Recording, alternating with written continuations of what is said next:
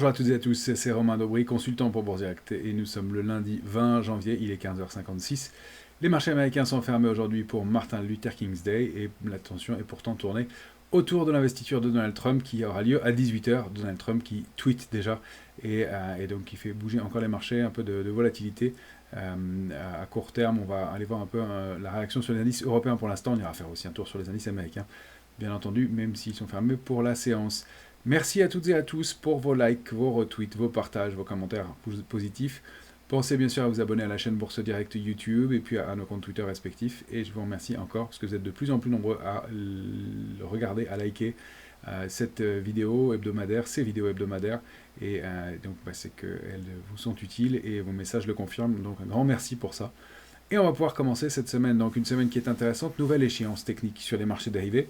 Ce qu'on peut en dire, c'est qu'on avait terminé l'échéance du mois de janvier en roue libre, on entame celle du mois de février dans les mêmes conditions, avec une participation, un intérêt qui est extrêmement faible toujours, je me répète, mais malheureusement c'est le cas, et on n'a pas reconduit beaucoup d'intérêt, encore une fois, 192 000 contrats futurs ouverts en totalité sur l'indice parisien, c'est très inférieur à la moyenne, et toujours sur des niveaux extrêmement bas. Alors on a un peu construit l'intérêt par rapport à l'échéance dernière, 5 ou 6 000 contrats, mais en nominal, c'est vraiment ridicule. Donc c'est dans le sens de la hausse, ça reste haussier, non invalidé, mais on ne peut pas dire qu'il y ait de mouvement très fort. Sur l'Eurostoxx, on ouvre l'échéance avec 1 983 000 contrats futurs. C'est vraiment très faible aussi. On est sous la moyenne. Je vous rappelle que c'est plutôt 3,5 millions, 3,6 millions au cours des 3-4 dernières années.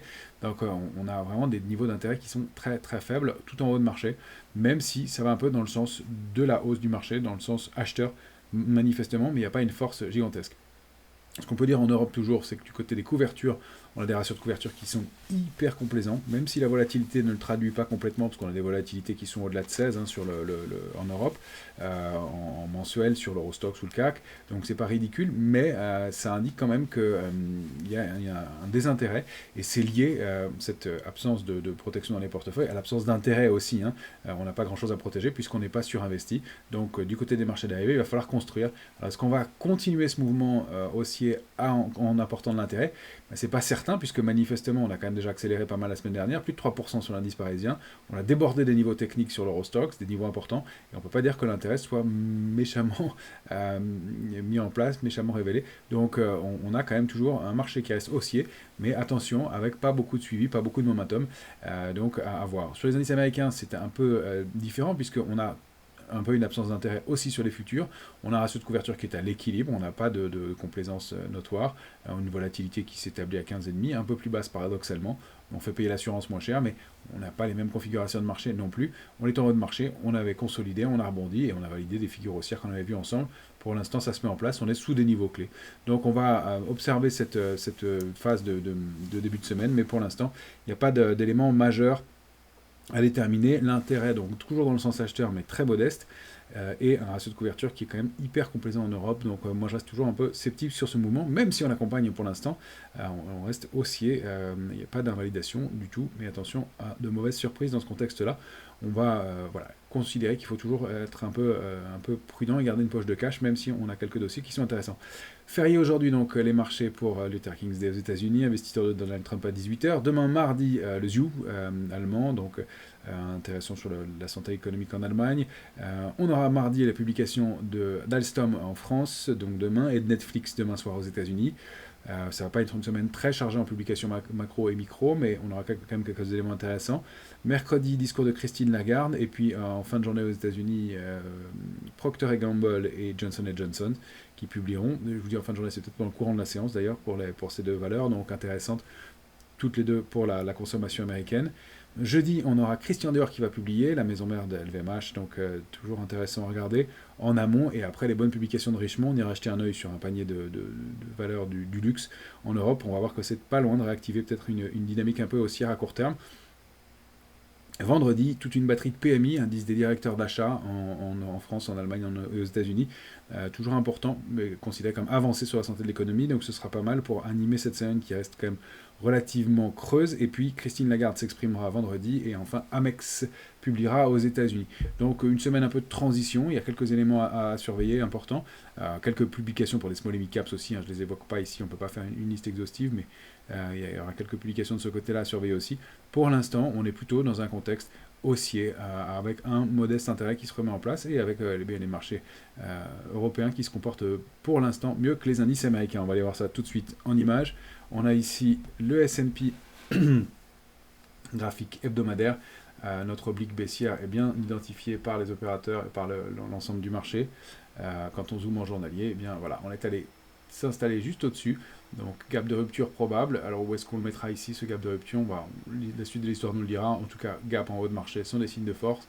On a débordé cette oblique baissière formée par les points 1, 2, 3 ici. J'avais conservé cette ligne formée par les points 1 et 4. Je vous rappelle qu'on a en ce moment dans cette configuration pour l'instant une vague de Wolf, donc haussière, avec sur l'indice S&P, pardon, je vais y arriver. Donc cette configuration graphique avec vague 1, 2, 3, 4, 5 en validation, on repasse en dessous et c'est quand on réintègre que on déclenche le mouvement haussier. Donc pour l'instant, ça déclenche un petit appel d'air et un gap pour passer cette oblique, donc c'est plutôt bon signe, ça reste haussier, tant qu'on est au-delà de 5964 alerte intraday, et sinon la cible, je vous rappelle que c'est toujours l'oblique formée par les points 1 et 4, donc pour aller chercher ces niveaux, cette oblique là, donc selon le moment où on ira la chercher, si c'est d'ici vendredi prochain, ça peut donner jusqu'à 6268 points, donc encore un potentiel assez intéressant pour les indices américains, si c'est plutôt par exemple dès demain, ce sera cette oblique 6208. Donc à surveiller, mais ça reste haussier pour l'instant. Et les réactions du jour et les annonces de Donald Trump indiquant qu'il n'enverrait pas, déclencherait pas de tarifs immédiatement aujourd'hui. Ça c'est l'annonce du jour, il va falloir apprendre à jongler avec ça.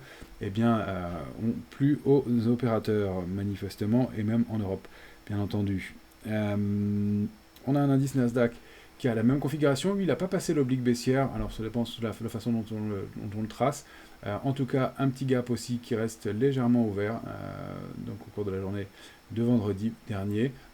Gap ici, un petit gap là. L'oblique est toujours la même, formée par les points 1 et 4, donc ça donne cette cible là, cette oblique noire qu'on a ici, à aller chercher comme objectif.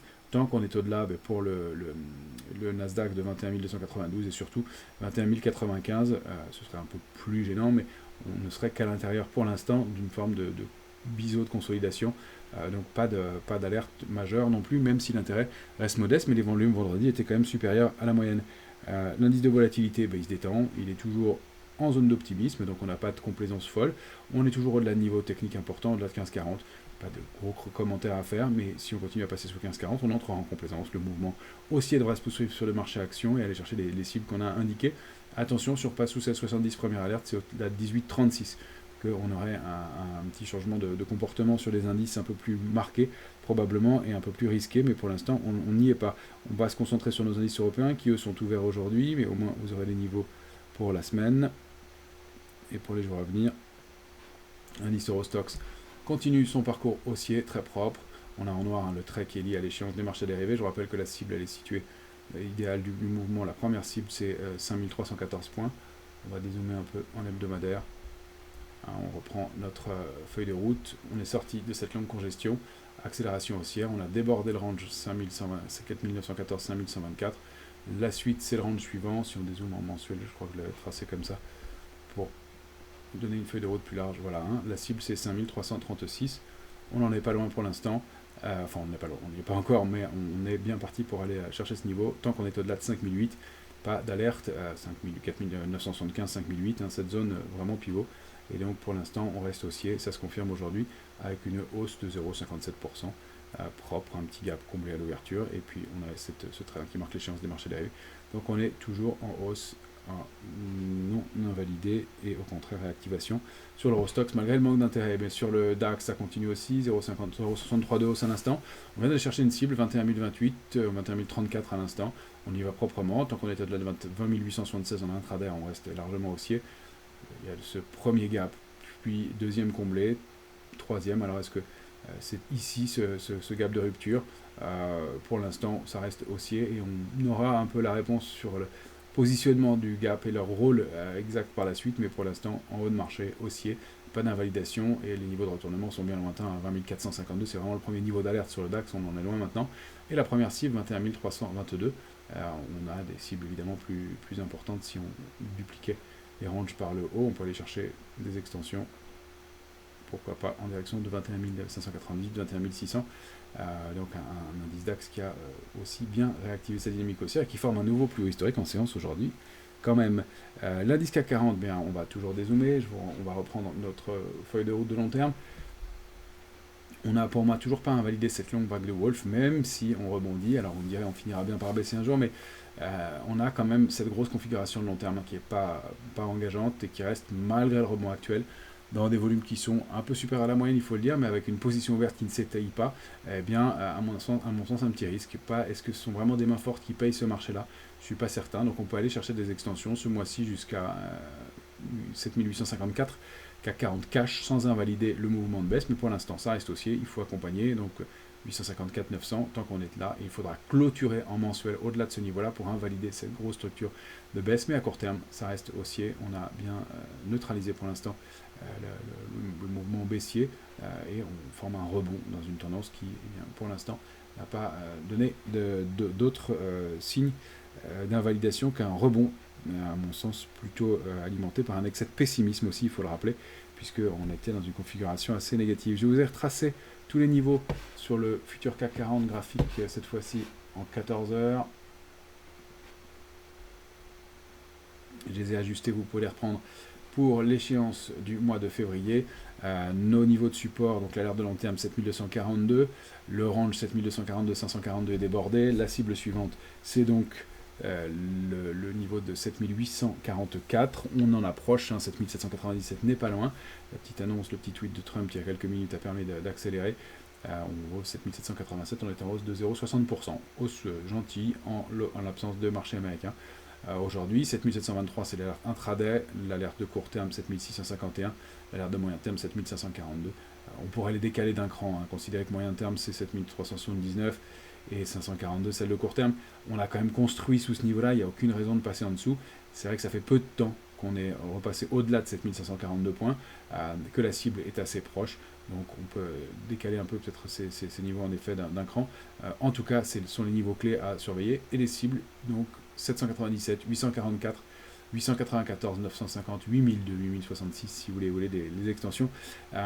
Pour la suite, si le marché veut vraiment s'emballer, moi je pense que cette zone-là, 797, 894 va être vraiment un gros aboutissement et je suis curieux de voir s'il y a des relais qui sont capables d'emmener le marché au-delà. Là, on pourrait considérer qu'une grosse vague de Wolf baissière de long terme est en place. Attention encore une fois à ce manque d'intérêt, à ce petit soutien qu'on a dans ce mouvement acheteur, même s'il y a des volumes, ce sont deux choses différentes et la hausse, petite parenthèse, la hausse d'un marché avec du volume mais peu d'intérêt sur les marchés dérivés est un signe de risque et d'absence de main forte, encore une fois, même si on a du volume. Donc prudence avec cette configuration-là, j'insiste là-dessus, même si pour l'instant ça reste aussi en accompagne. Du côté des valeurs, j'ai quelques titres à vous montrer. Il y a des réactions sur les petites capitalisations, une valeur comme Mint qui réagit à la hausse et qui déborde un niveau technique important. Mint, c'est un gros triangle rectangle, donc des points bas de plus en plus haut. C'est proprement accompagné. Et puis on déborde 3,83, on a accéléré à la hausse. Alors le titre prend déjà 11% aujourd'hui, c'est peut-être pas le meilleur timing pour entrer. On peut essayer de travailler sur un repli, mais la cible, si on confirme le débordement de 3,83, eh bien c'est 5,60. Donc une petite valeur, mais 50 000 titres échangés à 4 euros, donc attention, manque de liquidité là-dessus. Mais en tout cas, il y a sur cette toute petite capi des éléments à regarder. Et tant qu'on est au-delà de 3,83, une possibilité de confirmer à la hausse dans un mouvement qui s'est mis en place depuis plusieurs mois maintenant, donc assez intéressant à surveiller. Ça, c'était pour Mint. Je vais vous montrer Seb, qui a un comportement graphique intéressant aussi. Seb, elle réagit sur un niveau de support majeur qu'elle a testé et préservé quasiment parfaitement depuis mai 2023, 85,61. Elle est en train de tenter de déborder une petite oblique baissière, active depuis plusieurs semaines maintenant. Et on a ouvert la semaine avec un gap haussier.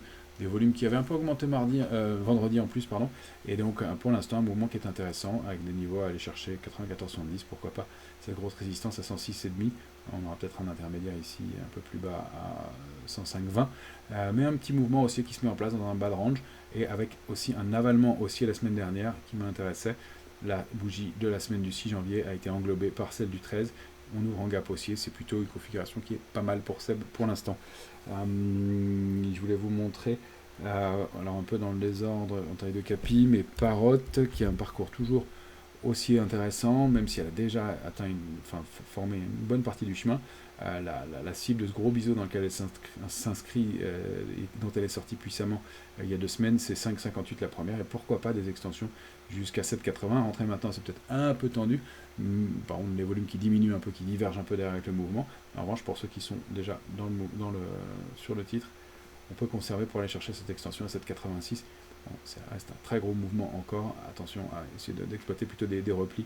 Alors, on regardera peut-être des niveaux intermédiaires autour de 4,34 par exemple, qui peuvent être des niveaux de retracement pour le titre, ou un peu au-delà, 4,40. Peut-être que le temps que le titre consolide. En tout cas, pour l'instant, mouvement haussier non invalidé, même si on a des volumes qui baissent un peu. Ça fait partie des titres qui surperforment. Je voulais vous montrer Steph, on l'avait évoqué ensemble les semaines précédentes. La petite sortie de la congestion se confirme, ça a un peu hésité, puis là on repart en hausse. C'est un petit triangle symétrique d'invalidation d'ailleurs. On en sort par le haut, c'est pas le plus fréquent pour les triangles symétriques, mais la figure est relativement propre et les volumes sont plutôt dans le sens acheteur, donc 137 à aller chercher 145,20. Les extensions, c'est un petit mouvement, mais un titre qui est aussi en surperformance pour l'instant.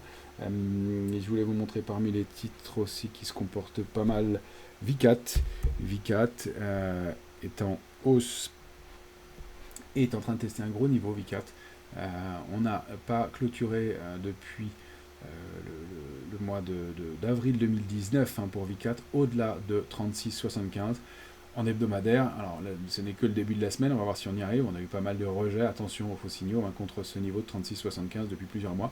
Mais Vicat, elle réagit ici. J'aurais pu dessiner une bas du range et des niveaux de support majeurs ici. Mais pour l'instant, un titre qui a un comportement plutôt intéressant ce début de semaine. Vicat avec des résistances intermédiaires 42,30, 43,60, 45,80 et un mouvement qui pourrait être soit à la taille du petit range, qui est déjà pas mal ici, et on va retomber dans notre zone cible bien entendu.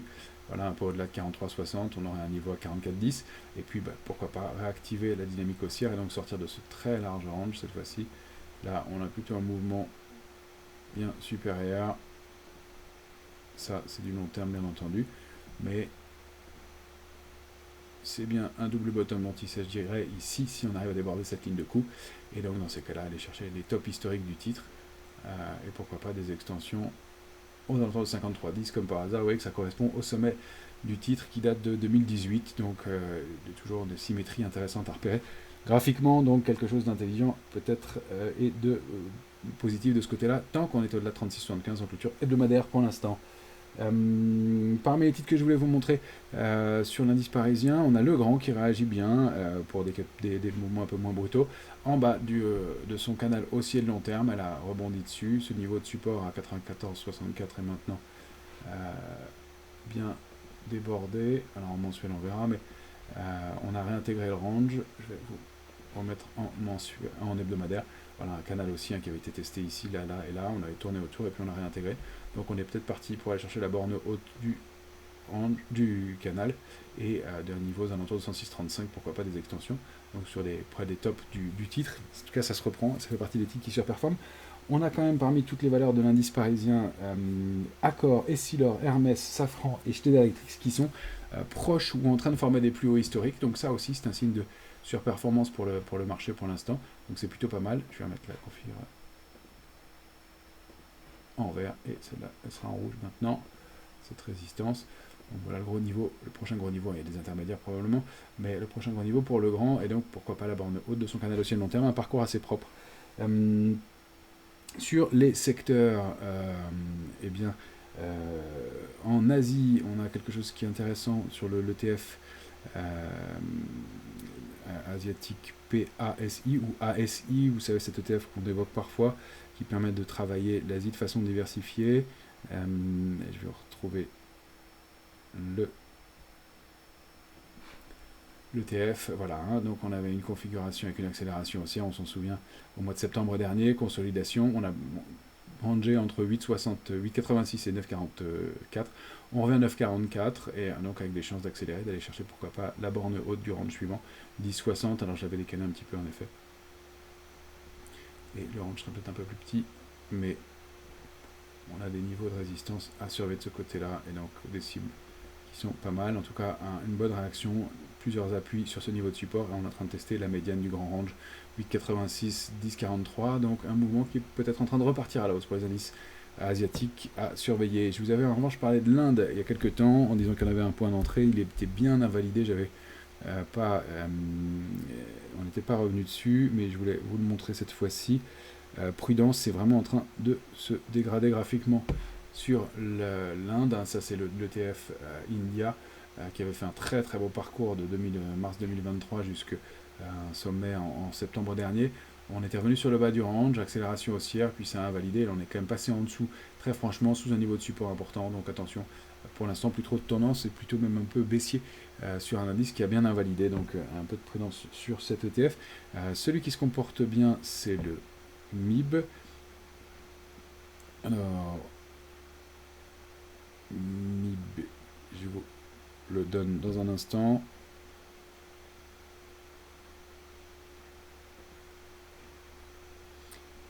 FTSE MIB, on va le prendre ici. Voilà, il est en train de repartir à la hausse, hein, on l'avait évoqué ensemble.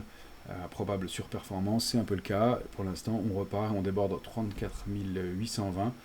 C'est un indice italien, hein, qui est en train de repartir à la hausse aussi, et qui déborde cette petite oblique. On a une cible à 36 840 dans un premier temps, et puis 40 410, pourquoi pas.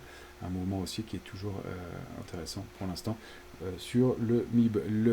Les secteurs forts, mais il y en a deux en Europe pour l'instant, qui surperforment un peu. Clairement, celui de loin qui surperforme le plus loin, c'est le secteur bancaire. On l'a évoqué déjà plusieurs fois ensemble, borne de base du canal haussier. Attention, on a atteint une première cible, donc à 184,30 aujourd'hui. Donc un niveau intéressant qui est atteint ici, et 200,30 les extensions, mais on arrive sur la borne haute du canal haussier peut-être. Donc un peu de prudence ou un peu de prise de bénéfice, pourquoi pas, mais il n'y a pas d'invalidation pour l'instant. C'est plutôt assez solide, et effectivement, parmi les titres que je voulais vous montrer, la Société Générale qu'on a évoqué plusieurs fois ensemble, était bien en train de surperformer. Et la Société Générale, je vous mets le graphique dans un instant.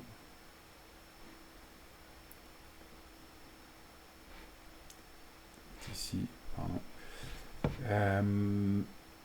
La Société Générale qui est en train de tenter de déborder ce gros niveau de résistance. On va même se mettre en mensuel pour voir l'impact, l'importance du niveau, hein. On n'était pas repassé au-delà de 27,73 depuis 2018, testé en 2022, puis mi-2024 et fin 2024, et là on passe au-dessus, donc le titre surperforme pour l'instant, et on est uniquement le 20 du mois, mais on est pour l'instant on passe d'avoir une bougie mensuelle bien forte avec 31,55 en mire, pourquoi pas des extensions jusqu'à 35, des parties des titres qui sont plus forts en ce moment dans le secteur.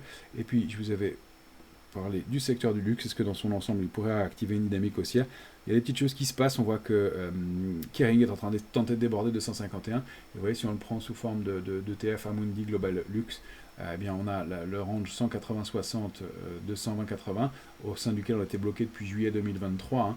Aller-retour, borne haute, basse haute, très propre. Et là, on est peut-être en train d'attaquer la borne haute. Donc, si c'est le cas, eh bien, on a peut-être un petit potentiel haussier sur le secteur dans son ensemble, même si je ne suis pas certain que la participation soit gigantesque et qu'on aille très loin sur le secteur.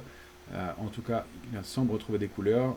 On a vu que Richemont, hein, avait débloqué le potentiel un peu, et là c'est peut-être en train de se mettre en place, donc on a des extensions en direction de 256, donc une quinzaine de pourcents, pourquoi pas, sous forme de panier de valeur. Attention aux publications qui ont lieu de cette semaine de Dior, et puis la semaine suivante, le 28 de LVMH, donc avec des retours sous 220, 70, 220, 80, ce ne serait pas un bon signal, mais pour l'instant on accumule en partie haute, et on a atteint ce niveau-là avec des volumes, et puis on voit ces mèches, cette fois-ci, de réaction rapide, hein, qu'on n'avait pas eu là, ou encore moins là, donc on a manifestement un intérêt un peu plus important, une construction, une consolidation, et puis accélération avant d'aller chercher cette résistance. C'est plutôt pas mal, on est plutôt peut-être en train de réactiver quelque chose ici qui s'annonce plutôt bien. Et je voulais vous montrer un dernier titre, parce qu'il y a une annonce et des rumeurs d'OPA sur le titre Intel en totalité la semaine dernière, et ça a permis au titre d'avoir une réaction intéressante. Déjà sur un gros niveau de support aux alentours de 18,84, que le titre préserve depuis août dernier. Et puis si on regarde en hebdomadaire, Intel, eh bien, elle a fait un avalement haussier en hebdomadaire, en prenant plus de 9% pour la dernière séance de la semaine, avec un gap haussier et des volumes forts sur fond de rumeurs d'OPA. Donc c'est peut-être parmi ce genre d'acteurs qu'il faut regarder plus que parmi les acteurs historiques. Je ne vise personne, évidemment, je pense à Nvidia, qui même si elle peut réactiver sa dynamique haussière, a déjà été quand même bien payée à court terme.